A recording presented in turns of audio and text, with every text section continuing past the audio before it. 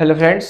जैसा कि हम लोगों का चल रहा है वेस्ट बंगाल काउंसिल का हिस्ट्री सेमेस्टर 3 का एमसीक्यू का सीरीज, जो कि आपका पूरा ये पैटर्न एमसीक्यू है। तो हमारा जो ये सीरीज है एमसीक्यू के बेस पर ही बनाया गया। सेमेस्टर 3 का हिस्ट्री यूनिट 2 हम लोग कर रहे थे, जिसमें 2 वीडियो मैंने ऑलरेडी अपलोड कर दिया, जिसे आप देख लीजिएगा। जिसमें आपका 20 क्वेश्चंस का सीरीज है। कितने क्वेश्चन का? 20 + 20 क्वेश्चन का सीरीज है। टोटल 40 क्वेश्चंस आपको कराए जा चुके हैं प्रीवियस वीडियो में। यदि आप नहीं देखे हो तो जा करके प्रीवियस वीडियो आप जरूर देखिएगा। और आज हम लोग स्टार्ट करेंगे कहां से? 41 क्वेश्चन नंबर क्वेश्चन से स्टार्ट करेंगे।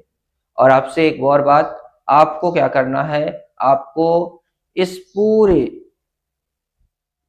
वीडियो के प्लेलिस्ट को अब आप तो खुद देखेंगे ही, और साथ ही अपने बंधुओं, दोस्तों, साथियों सबको क्या करेंगे, इसको भेजेंगे, ताकि उन तक भी यह जो है क्वेश्चन और आपका क्या बोलते हैं आंसर्स, यानी एमसीक्यू का पूरा ये सीरीज उन तक पहुंच जाए। और आपको और 2 काम करने हैं। पहला, यदि आपको कुछ समझ ना आए तो आप जरूर हमें कमेंट करके पूछ लीजिए। और तीसरा काम जो है वो है वीडियो को क्या करना, शेयर करना तो था ही, साथ ही चैनल को सब्सक्राइब करना। तो ये काम जरूर करिएगा, भूलिएगा नहीं। चलिए स्टार्ट करते हैं। आप लोग करते नहीं है इसलिए बोलना पड़ता है। आगे बढ़ते हैं। वेयर द बी, क्या? बेसारिया सूफी कौन थे? वेयर द बी सारिया सूफीज। वेयर द बेसारिया सूफीज, यानी बेसारिया सूफी कौन थे? बेसारिया सूफी कौन थे? तो इसका क्या होगा?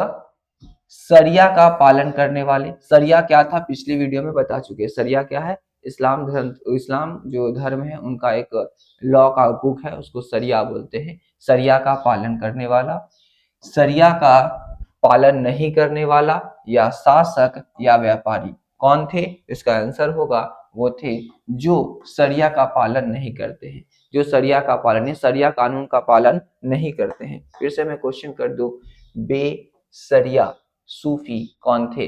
बेसरिया सूफी जो सूफिया है वो कौन थे? या फिर उनको क्या कहा जाता है? बेसारिया सूफी कौन थे? बेसारिया सूफी कौन थे? तो बेसारिया सूफी कौन थे? सरिया का पालन नहीं करने वाला। सरिया का पालन नहीं करने वाले को क्या बोलते हैं? जो सरिया कानून है उसका पालन नहीं करने वाले को कहा गया। आगे बढ़ते हैं। पद्माव्रत किसके द्वारा लिखी गई थी? पद्माव्रत, पद्माव्रत, पद्माव्रत वाज रिटन बाय, पद्माव्रत किनके द्वारा लिखी गई थी? तो देख लेंगे, अमीर खुसरो के द्वारा। पद्माव्रत किसके द्वारा लिखी गई? अमीर खुसरो के द्वारा, या मलिक मोहम्मद जयसी के द्वारा, कबीर के द्वारा, या रहीम के द्वारा। रहीम के द्वारा। क्वेश्चन देख लीजिए, क्वेश्चन क्या है? पद्मावत, पद्मावत किसके द्वारा लिखी गई? तो पद्मावत किसके द्वारा लिखी गई? तो मलिक, मलिक मोहम्मद जयसी के द्वारा, मलिक मोहम्मद जयसी के द्वारा लिखी गई। अगला क्वेश्चन देखेंगे। अगला क्वेश्चन क्या है? कौन सा संत, कौन सा संत पुष्टि मार्ग से, कौन सा संत जो है वो पुष्टि मार्ग से जुड़ा है? कौन सा संत जो है वो पुष्टि मार्ग से जुड़ा है? कौन सा संत, कौन सा संत पुष्टि मार्ग से जुड़ा है? कौन सा संत है वो? क्या है? बल बल्लभाचार्य है, या मध्वाचार्य है, या रामानुजन है, या निबांकाचार्य है? निर्बांकाचार्य, निम्बांकाचार्य, निम्बांकाचार्य, निम्बांकाचार्य। तो आंसर क्या होगा? आंसर होंगे बल्लभाचार्य। कौन है? बल्लभाचार्य, बल्लभाचार्य, बल्लभाचार्य है। कौन है? बल्लभाचार्य। क्वेश्चन देख लीजिए, क्वेश्चन क्या बोला गया था? कौन सा मार्ग से, कौन सा मार्ग से? मार्ग का नाम है पुष्टि मार्ग से। पुष्टि मार्ग से कौन जुड़े हुए हैं? तो पुष्टि मार्ग से जुड़े हुए हैं बल्लभाचार्य। पुष्टि मार्ग से कौन जुड़े हुए हैं? बल्लभाचार्य। अगला क्वेश्चन देखेंगे। अगला क्वेश्चन है कि अलवरो और नैनारो की भाषाएं क्या थी? The language of Alvars and Nayanars वास। अलवरो और नैनार जो है उनकी भाषाएं क्या थी, उनकी भाषाएं क्या थी, उनकी भाषाएं संस्कृत थी, तमिल थी, तेलुगु थी या कन्नड़ थी। उनकी भाषाएं जो है वो कौन सी थी, किनकी भाषाएं, अलवरो और नैनारो की भाषाएं कौन सी थी, अलवरो और नैनारो की भाषाएं जो है वो तमिल थी, क्योंकि ये दक्षिण भारत के थे, तमिलनाडु क्षेत्र में उनकी भाषाएं जो थी वो तमिल भाषा थी। अगला क्वेश्चन देखेंगे। अगला क्वेश्चन क्या है, जाति व्यवस्था पर भक्ति आंदोलन का क्या प्रभाव पड़ा। जाति व्यवस्था पर what was the impact of the Bhakti movement on the caste system.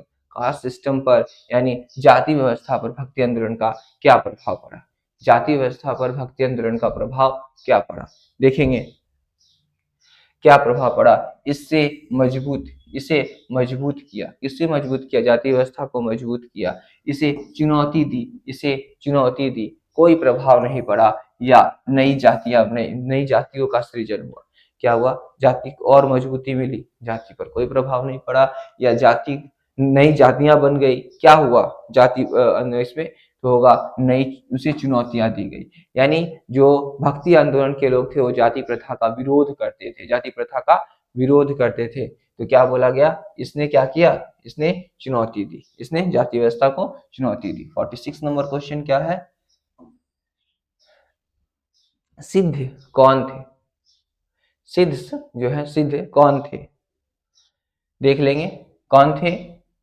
ये योगी थे, यानी प्रबुद्ध योगी थे, प्रबुद्ध योगी थे, राजा थे, किसान थे या सैनिक थे।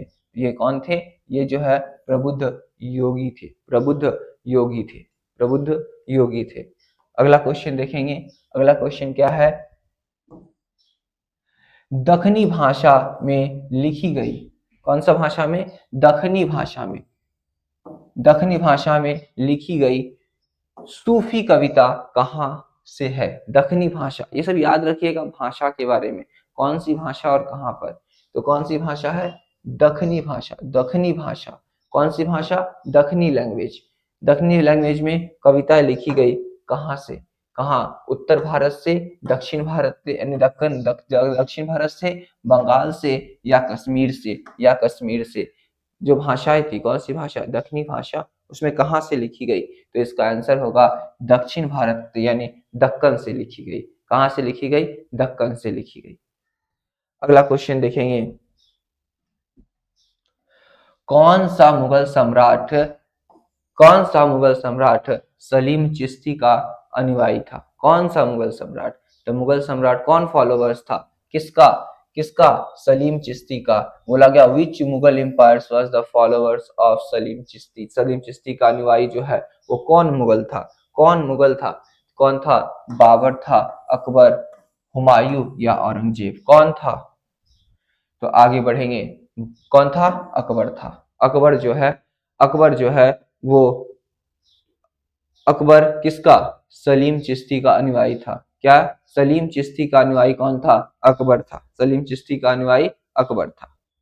अगला क्वेश्चन देखेंगे, उलेमा का तात्पर्य क्या है, उलेमा रेफर्स टू, उलेमा का तात्पर्य क्या है, उलेमा का मतलब क्या होता है, तो उलेमा का तात्पर्य क्या है, देखेंगे। उलेमा का तात्पर्य सूफी संत, इस्लामी विद्वान, कवि या फिर संगीतकार होता है। उलेमा का अर्थ क्या होता है, उलेमा का अर्थ होता है इस्लामी विद्वान। उलेमा का अर्थ क्या होता है, इस्लामी विद्वान। उलेमा का अर्थ क्या है, इस्लामी विद्वान। अगला क्वेश्चन देखेंगे कि भक्ति और सूफी दोनों आंदोलन का मुख्य संदेश था, यानी द कोर मैसेज, यानी दोनों को मिला करके जो उसका कोर मैसेज था वो क्या था। कोर मैसेज कहने का मतलब है कि इन्होंने क्या संदेश दिया, बोथ आंदोलन, भक्ति और सूफी आंदोलन जो है उन दोनों का मुख्य संदेश क्या था, मुख्य संदेश क्या था, तो मुख्य संदेश क्या था, कर्मकांड था, सार्वभौमिक प्रेम और मानवता था, युद्ध था या भौतिकवाद था। इसका आंसर होगा कि सार्वभौमिक प्रेम और मानवता था, सार्वभौमिक प्रेम और मानवता था। किसका, भक्ति और सूफी दोनों ही आंदोलन का, भक्ति और सूफी दोनों ही आंदोलन का क्या था, उद्देश्य ये था कि सार्वभौमिक प्रेम यानी सबको प्रेम देना और मानवता, यह मानवता। आगे बढ़ेंगे, क्या बोला गया, चिश्तियों के बारे में जानकारी, चिश्तियों के बारे में जानकारी का मुख्य स्रोत इनमें से कौन सा है? Which of this is the main source of information about the Chishtis? Chishti जो थे उनके बारे में कहाँ से जानकारी मिलती है? मुख्य स्रोत क्या है? किससे मिलता है? मलफूजात से। किससे? मलफूजात से मिलता है, मकतूबात से मिलता है, या तजकीरा से मिलता है, या ऑल ऑफ दिस? इन सब से मिलता है। तो आंसर क्या होगा? आंसर होगा ऑल ऑफ दिस। इन सब से जो है किसके बारे में, जो जितने भी क्या बोलते हैं चिश्तीस थे उसके बारे में क्या होता है? जानकारी मिलता है। क्वेश्चन एक बार देख लेंगे, क्वेश्चन क्या था? जानकारी मिलता है किसके बारे में? चिश्तियों के बारे में जानकारी किससे मिलता है? तो इन सब से मिलता है। अगला क्वेश्चन है, अगला क्वेश्चन क्या है? जो दिव्य प्रबंधम थे, नीलयरी दिव्य प्रबंधन को अक्सर क्या कहा जाता है? नीलयरी क्या था? नीलयरी दिव्य प्रबंधन। नीलयरी दिव्य प्रबंधन ऑफेंस डिस्क्राइब एज द, नीलयरी प्रबंधन को अक्सर क्या कहा जाता था? क्या कहा जाता था? तो देख लेंगे क्या कहा जाता था। इन्हें तमिल वेद, तेलुगु वेद, संस्कृत वेद या कन्नड़ वेद कहा जाता था। इसका आंसर क्या होगा? तमिल वेद कहा जाता था। फिर से मैं रिपीट कर रहा हूं, देखिएगा क्वेश्चन इंपॉर्टेंट क्वेश्चन है। इंपॉर्टेंट क्वेश्चन क्या है कि नलियरी दिव्य प्रबंधम, नलियरी दिव्य प्रबंधम, नलियरी दिव्य प्रबंधम जो है, नलियरी दिव्य प्रबंधम जो है इसमें को अक्सर किस नाम, अलग दूसरा क्या नाम था इसका? तो इसको कहा जाता था कहाँ का वेद? तमिल का वेद कहा जाता था। जैसे यहाँ बहुत सारे वेद संस्कृत में भी है, तो तमिल का वेद था वो। अगला क्वेश्चन देखेंगे, 53 क्वेश्चन है। क्या क्वेश्चन है? निम्नलिखित में से कौन सा निर्गुण भक्ति के संत थे? यानी who among the following was the निर्गुण भक्ति संत? निर्गुण भक्ति के संत कौन है? देखेंगे। अच्छा, ये क्वेश्चन का आंसर हम आपको बताएंगे नहीं, इस क्वेश्चन का आंसर आपको कमेंट करना है। कौन थे? सूरदास थे, मीराबाई, कबीर या चैतन्य? निर्गुण भक्ति के क्वेश्चन फिर से देख लीजिए। क्वेश्चन क्या है? Who among the following was the निर्गुण भक्ति संत? निर्गुण भक्ति के संत जो हैं वो कौन थे? ऑप्शन फिर से देख लीजिए। ऑप्शन क्या है? सूरदास, मीराबाई, कबीर और चैतन्य। यानी निर्गुण भक्ति के कवि कौन है? इसका आंसर हम नहीं बताएंगे, हम आते हैं डायरेक्ट अगला क्वेश्चन में। इस आंसर को क्या कीजिएगा? कमेंट कीजिएगा। आगे बढ़ते हैं। सिलसिला शब्द का शाब्दिक अर्थ क्या है? कौन से शब्द का? द वर्ड सिलसिला, सिलसिला शब्द का शाब्दिक अर्थ क्या है? शाब्दिक अर्थ क्या है? एक घेरा है, एक जंजीर है, एक वर्ग है या एक घर है? सिलसिला शब्द का क्या अर्थ है? तो सिलसिला शब्द का अर्थ है एक जंजीर है, एक जंजीर है। सिलसिला शब्द का अर्थ क्या है? एक जंजीर है। सिलसिला शब्द का अर्थ है एक जंजीर है। आगे बढ़ेंगे। वीर शैव आंदोलन के उपदेशक कौन थे? हु वाज द कौन? हु वाज द, इसका सटीक, इसका सटीक मीनिंग है उपदेशक। उपदेशक का मतलब क्या है? उपदेशक का मतलब है pre conceptor, pre conceptor. Who was the pre conceptor of the Vaishnav? कौन है? वीर शैव मूवमेंट, वो वीर शैव मूवमेंट, वीर शैव मूवमेंट, वीर शैव मूवमेंट के उपदेशक कौन थे? वीर शैव मूवमेंट के उपदेशक कौन थे? यानी इसके उपदेश देने वाले कौन थे? इसके उपदेश देने वाले वानसन थे। कौन थे? अपारा अपारा थे या सम अपारा थे या संबंधर थे या सुंदरा थे? कौन थे? एक बात ध्यान रखिएगा, ये सारे जो नाम हैं वो कुछ प्रकृत भाषा के नाम है। प्रकृत भाषा के नाम होने के कारण हम लोगों का जो हिंदी है ये हिंदी से थोड़ा सा अलग है, जिस कारण से होता क्या है कि उच्चारण थोड़ा समझकर और अच्छे से बोलना होता है। ऐसा ये धीरे बोलने का तात्पर्य यह नहीं है कि हिंदी पढ़ना या हिंदी जानना, शिक्षकों को नहीं आता, यानी हमें नहीं आता। ध्यान रखिएगा, ये जो है एक प्रकृत भाषा है और प्रकृत भाषा के जो नाम है, ये जो सारे जो नाम है, ये सारे नाम अलग अलग मतलब अलग अलग प्रकार के नाम हैं, जिस कारण से थोड़ा सा क्या होता है, इसको समझ कर और रुक कर बोलना होता है।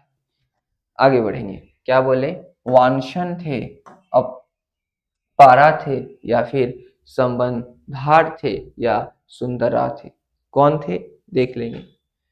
वानसन कौन थे, वान वशान, वान वशान क्या नाम है, सॉरी, वश कौन थे, वशवना, वशवना उल्टा बोले ना, इसलिए मुझे रुक के बोलना पड़ता है। कौन थे, वशवना थे, गलत हुआ, वशवना।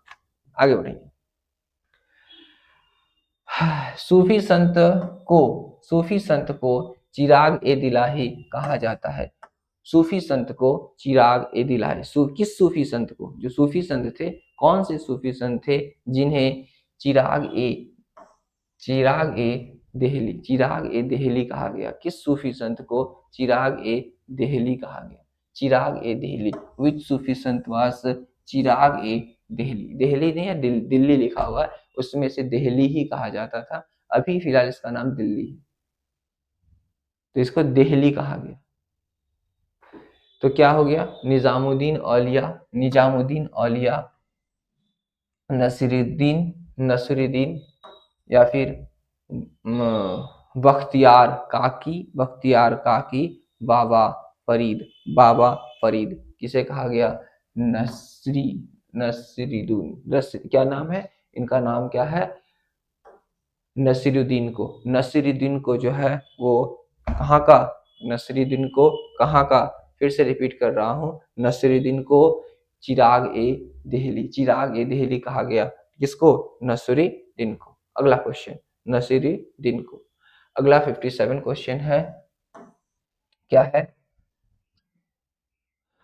अंडाल किस परंपरा की प्रसिद्ध महिला संत थी। कौन नाम है, अंडाल ये लिखा हुआ है, Andal was the famous woman Sant of which traditions, यानी अंडाल किस परंपरा की प्रसिद्ध महिला संत थी, किस की प्रथम प्रसिद्ध महिला संत थी। तो देख लेंगे, ऑप्शन क्या है, नयनार की थी, अलवार की थी, लिंगयात की थी, या बौद्ध की थी। किसकी थी, तो देख लेंगे, आंसर होगा अलवार की थी। किसकी थी, अलवार की थी, अलवार की थी। आगे बढ़ेंगे, क्वेश्चन नंबर 58, क्या लिखा है,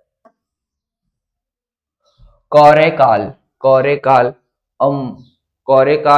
अमी यार किसकी भक्त थी। फिर से रिपीट कर दे रहे हैं, क्या लिखा हुआ है, रिपीट कर रहे हैं, कौर काल अमियार किसकी भक्त थी, देख लीजिए, विष्णु की, शिव की, कृष्ण की और राम की। तो किसकी भक्त थी, शिव की भक्त थी। किसकी भक्त थी, शिव की भक्त थी। आगे बढ़ेंगे, अगला क्वेश्चन क्या है, राजस्थान में संरक्षित कबीर की कविताओं का संकलन है। राजस्थान में संरक्षित कबीर की कविताओं का संलग्न है, यानी कौन कबीर के जो पोएम्स है वहां पर राजस्थान में, उसका नाम देख लेंगे, क्या है, कबीर बीजक, कबीर ग्रंथावली, कबीर बीजक, कबीर ग्रंथावली। अगला है आदि ग्रंथ या कोई नहीं। इसका आंसर होगा कबीर ग्रंथावली। इसका आंसर होगा कबीर ग्रंथावली। अगला क्वेश्चन देखेंगे, 60 नंबर क्वेश्चन है, क्या है, मोइनुद्दीन चिश्ती की दरगाह पर जाने वाला पहला सुल्तान कौन था। फिर से रिपीट कर रहा हूँ question, who was the first sultan और to the visit of dargah of Moinuddin Chishti पर के दरगाह पर जाने वाला जो सुल्तान है वो कौन था, सुल्तान जो है वो कौन था, पहला सुल्तान। इसका नाम देख लीजिए, क्या नाम है, इल्तुतमिश था, मोहम्मद बिन तुगलक, या अकबर था या अलाउद्दीन खिलजी। तो क्या होगा इसका आंसर? इसका आंसर होगा मोहम्मद बिन तुगलक, मोहम्मद बिन तुगलक। अब आ गया 61 क्वेश्चन। देखिए हम लोग का जैसे आपको पता ही 20 क्वेश्चन का सीरीज चल रहा है, तो आज का 20 क्वेश्चन कंप्लीट हो गया, तो आज हम लोग यहीं रखते हैं। अब हम लोग मिलेंगे अगले वीडियो में। तब तक आप अच्छे से पढ़िए और अपनी तैयारी को जारी रखिए। अच्छा मार्क्स लाएंगे तो सबके लिए क्या है, लाभकारी है। वीडियो को देखिए, दोस्तों के साथ शेयर कीजिए और हाँ, 2 बार जरूर कीजिएगा, अपने दोस्तों को भेजना और चैनल को सब्सक्राइब करना। यदि चैनल को सब्सक्राइब करेंगे तो जितने ज़्यादा व्यूज़ होंगे, जितना ज़्यादा सब्सक्राइब होगा, हमारे टीम को और हमें उतना ज़्यादा ही एनर्जी मिलेगा और उसी एनर्जी के साथ हम क्या करेंगे, आगे के कामों को जारी रखेंगे। यदि ऐसा होता है तो ये सीरीज चलता रहेगा। यदि किसी प्रकार का कोई समस्या हो तो फिर आपको ये मुफ्त वाला जो दिक्कत है, मुफ्त वाला जो भी मिल रहा है, इसमें तो ये समस्याएं होंगी। तो आज हम लोग इसी वीडियो में यहीं क्या करेंगे, रोकेंगे, फिर मिलेंगे अगले वीडियो में यानी 61 नंबर क्वेश्चन से। तो तब तक पढ़िए। धन्यवाद। जय हिंद।